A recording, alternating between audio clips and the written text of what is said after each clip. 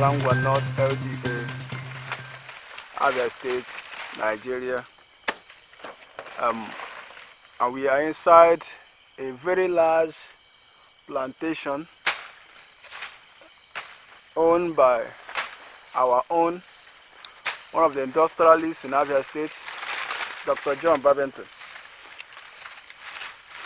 As you can see,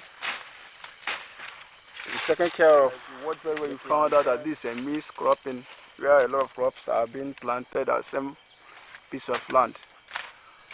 Doc, good evening. Yeah, good evening, my Tell us what's exactly happening or what you are doing here today. Yes, I came to look at my farm and see how well they are growing. You can see there are a whole lot of crops here.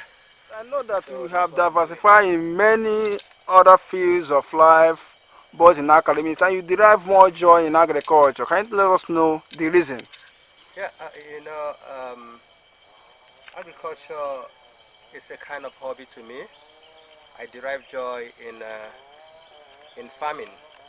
Apart from deriving joy, source of economy from agriculture.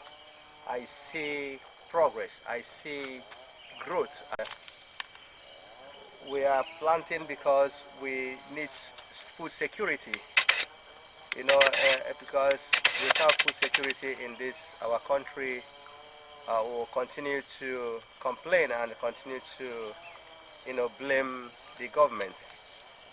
So what I've decided to do in my own little way is to continue to plant, continue to farm, to produce what I eat and eat what I produce. This is exactly what I am doing here. Yeah. We observe that many crops. Okay. Yeah. We have the cassava. Now that the plantain is still they have not overgrown. So instead of spending so much money in cutting grasses or clearing the bushes at all time, so I decided to have what we call mixed cropping.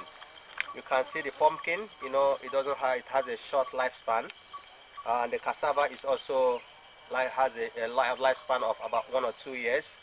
So within some few months from now, we are going to harvest all this pumpkin. We are going to harvest the cassava, and the plantain will still stand alone. So it's a very good thing. We can get 2 or 3 crops from the same farmland, so without any of them harming the other. So that's what we are doing here. What piece of advice do you have for Abians who might have thought that there is no need in engaging in agriculture?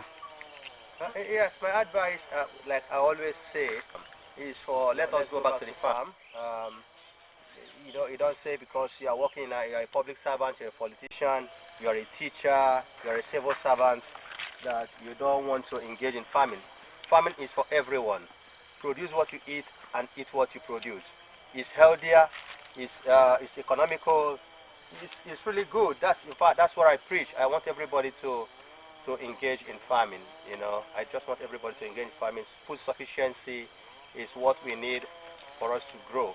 Like I always say, private sector is what drives the economy of every country or every nation, and agriculture is one of those part of the sector that can help drive our economy.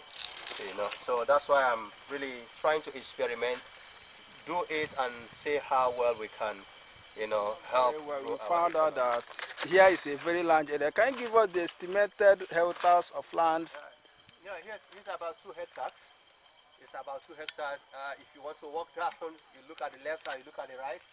We have a little river somewhere, a stream down there, so where we can also farm.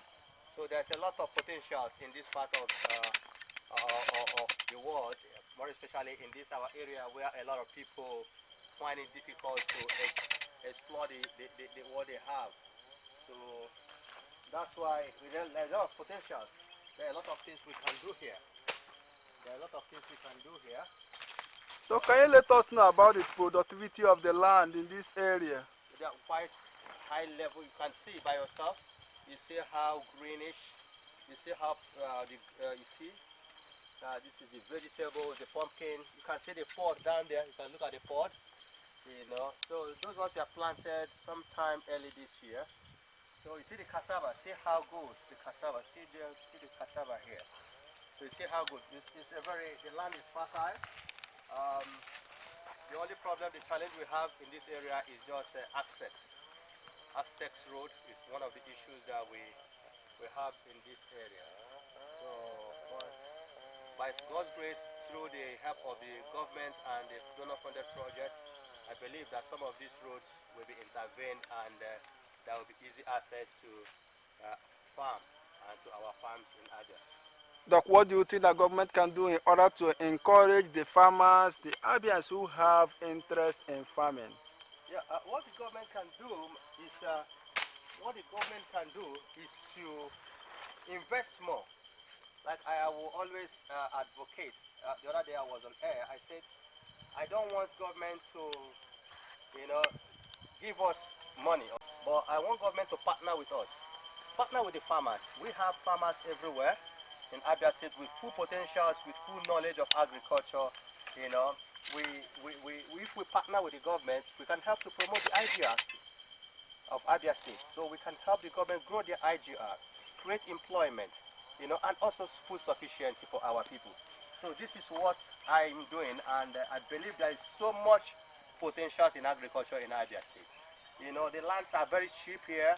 There's vast land. When people talk to me, that's why sometimes when people talk to me that, no, we don't have land like our brothers in the north, I say it's a lie.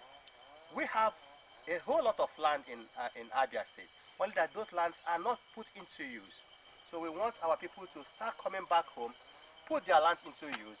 Then we can create employment, and I want every other person to be part of what we are doing. I want people to learn from me. If you need such assistance, if you need mentorship, if you need to invest, come. We are ready to teach you. We're going to partner with you. We are ready to partner with people. This is where I live, and I do this here. So that's why I also tell everyone to maximize every opportunity that you have. There's potential in every part of our environment. There are a lot of potentials here.